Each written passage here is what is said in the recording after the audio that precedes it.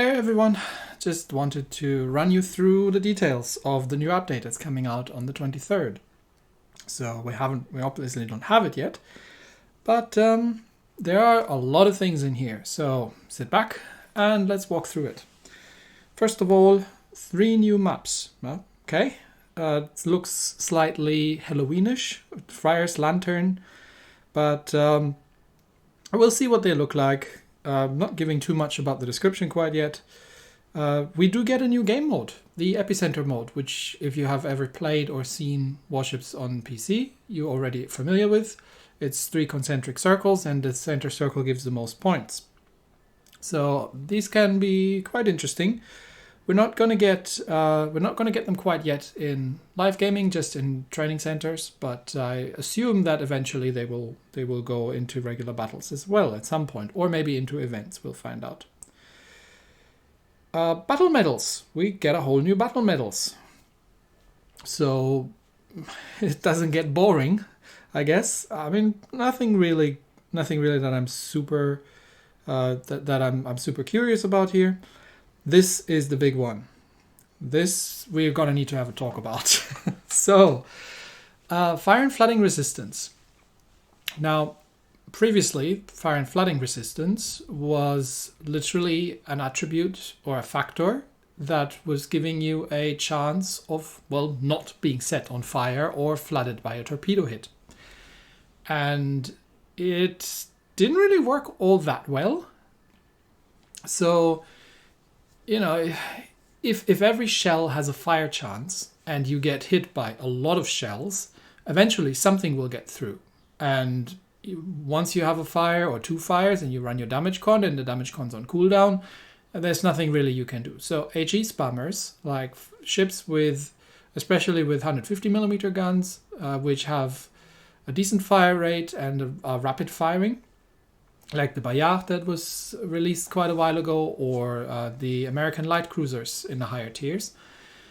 Or even the American heavy cruisers, something like the Des Moines is perfectly capable of setting a hell of a lot of fires. So they would burn down, especially battleships, relatively quickly. And it didn't really make a huge difference if you were in, say, a German battleship with not a great fire resistance, or an American battleship with a very high fire resistance, because just the sheer amount of shells meant that statistically you would be set on fire sooner or later.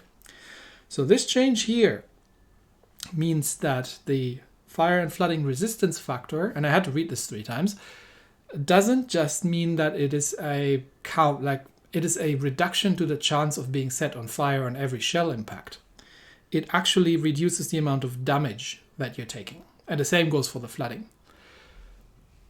This means that, ignore the second bullet point, that is just fluff, but this means that this is effectively a relatively significant nerf to HE spammers.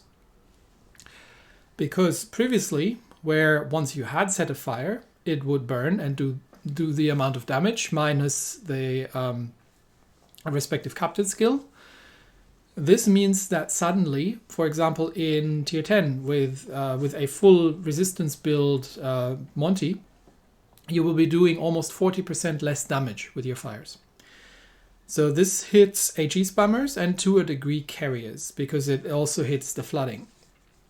So this resistance now means that it is actually a damage reduction factor, similar to the regular shell damage reduction or the torpedo damage reduction, that reduces the amount of damage you're taking from these damage over time factors. Now, for the flooding, they've actually kind of counterbalanced it a little bit by increasing the damage caused by the flooding to 25%, up from 20%. So carriers are slightly exempt from this, because carrier torpedoes are the ones that are mostly setting floods, especially if you set the ship on fire, damage controls on cooldown, and then you get a permaflood. Plus, airdrop torpedoes have a much higher chance of causing floods. So this is really targeted at HE spammers. And we'll see what the actual impact is. So it's not going to reduce the amount of damage you're doing with the HE shells.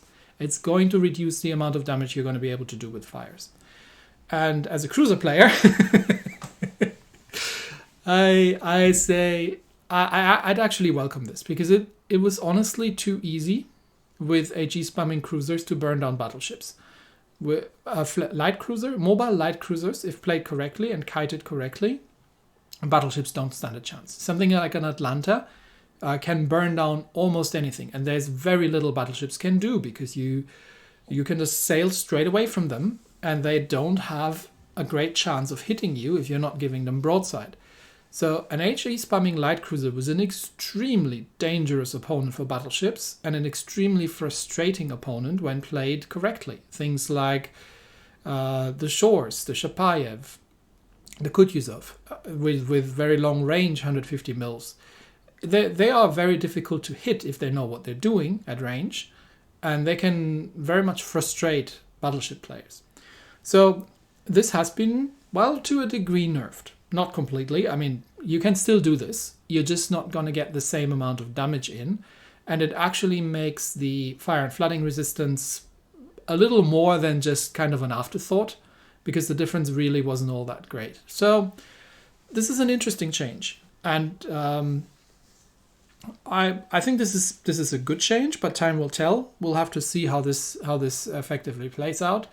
But I would say how much damage do you do with fires as an HE spammer? What is it, 10, maybe 20,000? So instantly this is going to be reduced somewhere between, depending on your tier and depending on what you're shooting at, somewhere between 10 and maybe, so 10% for sure is going to go down. But maybe that's not a huge amount of damage that you're losing. You're losing maybe 1,000, 2,000 points of damage. But at very resistant ships like the American ships, you will then lose a higher percentage, maybe 25, maybe even 30% of the fire damage that you're doing. So I don't think it's breaking HE spammers, but I think it's a good balance in making them a little less devastating against, especially against battleships. So the other exciting thing that I'm really super excited about is voices. Now, I've always wanted to actually, it's always been bothering me that I'm sailing a Soviet ship or a German ship, but all the voices are in English. So it'd be actually really nice to have them in their respective nationalities, and that's coming. So that's really nice. I'm not quite sure what it means by Portuguese and Spanish here. I don't think we're going to get Portuguese and Spanish ships, but I think this is just meant that you can use it as, just if you want to have that language in there. So the special option here saying that you can get, if you leave your game in English language, but you can have your Japanese ships actually, or your Japanese captains actually speak Japanese, which I am absolutely 100% going to do. We've got a bit of UI love with some additional filters, and we get a whole flurry of legendary equipment. So if you've missed the original legendary equipments, the Montana and the Des Moines had legendary modules so far. And legendary modules usually cost either gold or free XP. I think it's 250,000 free XP. They usually come at a price, so they're not purely beneficial modules. So what we get, the Kaba, and I would have loved if the Kaba had gotten a maneuverability module, because I haven't played the ship myself, but from what I've heard, that's kind of one of her bigger issues. But she gets firing range, a significant boost to firing range, in return for a torpedo range nerf. The Mino. Now here's a ship that I'm somewhat familiar with. She gets acceleration and traverse acceleration. So traverse acceleration should be the rudder shift, if I'm not mistaken, at the cost of steering gear survivability and power system survivability. So it's easier to get your steering shot off. Ooh. We'll get back to that one. The Zhao gets kind of a similar, gets kind of a similar thing. So you can you're not. If I'm reading this correctly, you're sacrificing a little bit of maneuverability for better concealment, so it makes the Zhao sneakier. The Hindi gets additional range at the cost of surface detection, so that'd be interesting as well. Some training room adjustments. We are going to get the UK destroyers. So this confirms the actual setup. So if you're training a captain for the UK for the British destroyer line, you do get fuel smoke, sonar, and AA defense. So these and you do get 3 sonars, 3 hydros up in the top tiers. So I don't think, but it might be worth, or might be something to consider, to get the battlefield support in the second level. That's why I was warning you earlier that if something like this comes, you may want to consider that when setting up your captain, because that's in level 2. I'm pretty sure you get an AA defense, and I think you also get a sonar. So that's something you could think about if you go for a full hydro build and get an additional hydro for 4 hydros and get an additional AA. Will be depending a bit on how much impact that air defense alert actually makes and how much base AA defense these things are getting. You get some more consumable reminders and shenanigans. Reward trees, so this is all getting a little bit more complicated. We get more rewards, okay. Not even going to go on that. This is also interesting. If you purchase a Blitz pass, your fleet benefits. So this is obviously an incentive for somebody to buy the Blitz pass. I'm still going to reserve that for times when I actually have to play through the thing. And if I don't have enough time to actually play through it sufficiently that I get the benefit out of it, and there's no premium ship in it, I'm probably going to skimp on it. But otherwise, it's still nice to have, because your fleet still gets a bonus out of that. Something about Naval Academy, really not interested. Minimap warning of enemies in your base. Oh. Especially in lower tiers, this might actually be quite useful, because it's very frequent that you get capped out in lower tiers just because nobody pays any attention whatsoever to the minimap. Although, even if you call it out, it's still nobody's paying any attention whatsoever to it, I don't know. But it's nice. I think that's quite nice. We get we get new portraits and shenanigans. Here comes the next and the second big interesting part, the balancing. Okay, there's a whole lot of balancing going on here. Let's start with the battleships. The New York gets a better dispersion. So the new that's actually quite interesting that the New York gets a buff, because the New York was already a very strong battleship in my opinion, and it's not necessarily a ship you would previously want to play at range, but you also didn't have to, because this is still one of the standard battleships, and these things were relatively heavily armored. So, okay, sure, I'll take it. The Britannia.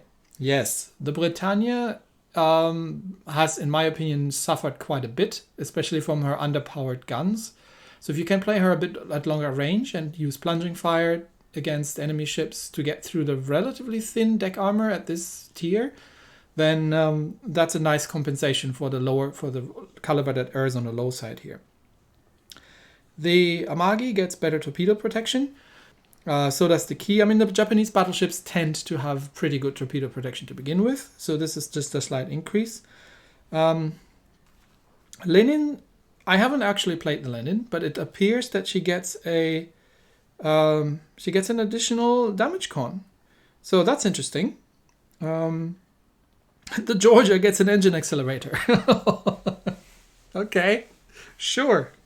Yeah, why not? Cruisers. The British mid-tier cruisers get buffed, and I think that's a good choice, because they have been suffering a little bit, especially the Fiji and the Edinburgh, with the relative lack of torpedoes to deal with battleships and other things. So having an additional having an additional penetration power on the APs on these ships is actually quite welcome. The Neptune and the Mino don't have that problem just because of the sheer rate of fire that these things have. The Trento has been significantly nerfed, I'd say.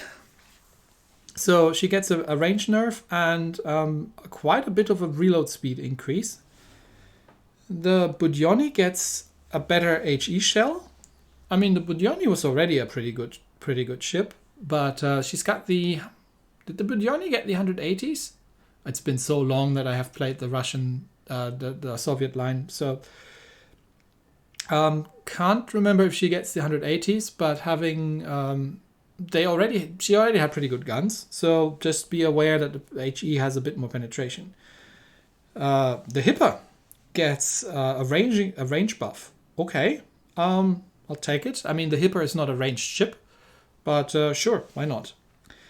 The Prinz Eugen gets the same because she's a Hipper class, and she gets a AP penetration increase of 4%. Now, the Hipper will struggle with AP against battleships at long ranges, so I usually play her at close range anyway. But the Eugen is very similar to the Hipper, so maybe she wasn't distinct enough for a premium ship. That she does get a bit of a buff here, but otherwise, I mean, she is a Hipper class, so there's really no reason for that otherwise. Zuma gets a dispersion buff. The Zao and the Ibuki get a relatively significant dispersion buff. Okay, interesting to see. The Alaska, the Alaska gets her concealment improved. Now, the Alaska has been severely struggling from a 12.3 kilometer base concealment because that's insane. So yes, put that down to 10 kilometer. That makes it probably a lot more realistic to play this ship. And because you're not getting spotted from outer space on this thing. And the Mino gets the turning angle increased. So this is, I'm not sure what this is. Is this the turn rate per second? I'm gonna have to look that up actually, because 7.4 sounds like a relatively high. No, that's possible. I'm gonna have to look that up. But if that has been increased, the turn rate, then she actually got buffed here, and that in combination with the legendary module. I mean, the Mino is a monster of a ship to begin with, so I'm not sure how I feel about that one. But I'm going to have to look up what the turning angle is actually supposed to mean here. The Buffalo has been buffed, and she gets a better range and a better dispersion. Now, conspicuously absent here are the HE spammers. So none of the traditional HE spamming ships, maybe aside from something like the Buffalo, and the Japanese, has been getting any modification, which means they are really there really is a strong theme here to do something about HE spam, in my opinion. Destroyers. The Tashkent gets better range, more HP, gearing, gets more maneuverability, and the Yu Yang has been nerfed. So she loses 500 HP and loses some gun range. I haven't played the Yu Yang, but I do like the Pan-Asian destroyers quite a bit. So maybe she was too powerful, not sure. The Saipan is getting some changes. So I think the fighter model, because I've checked and she currently already is described as flying the F4Us. So I don't think they're actually changing the stats of the fighter. Maybe it was just a cosmetic problem that they fixed. And you can apparently you can apparently set her up for I'm not sure, auxiliary armament. Is that the secondary range module? I think that was one of the secondary plus AA range or rate modules. Anyway, that's interesting. Plus, you can put the artillery plotting room. So what? Say Saipan Did Saipan actually have any... I've never played that thing. Did Saipan have any secondaries to begin with? Or any guns on it? I can't remember. But, well, now she does. So, okay. Interesting. I mean, Saipan is, from what I've heard, one of the somewhat overpowered carriers in the Terrible 3 on Tier 7. So, well, I'm not a carrier main, so I can't really judge on that one. And we got a couple of bug fixes. So, whew, oh, that's a lot of things to go through. Anyway, a lot of modifications, and I think the big one to take into account here is again the significant nerf on HE spammers. We'll have to see how that plays. So there's definitely going to be a couple of things around the legendary modules and these sort of things that I'm going to try out once the update actually hits. But yeah, that's what's new. And I think overall this looks like a good change. So let me put it that way. That's it for me today anyway. Just, well, it wasn't a quick update. It was a pretty long update. But I'll see you all on Thursday. Bye-bye.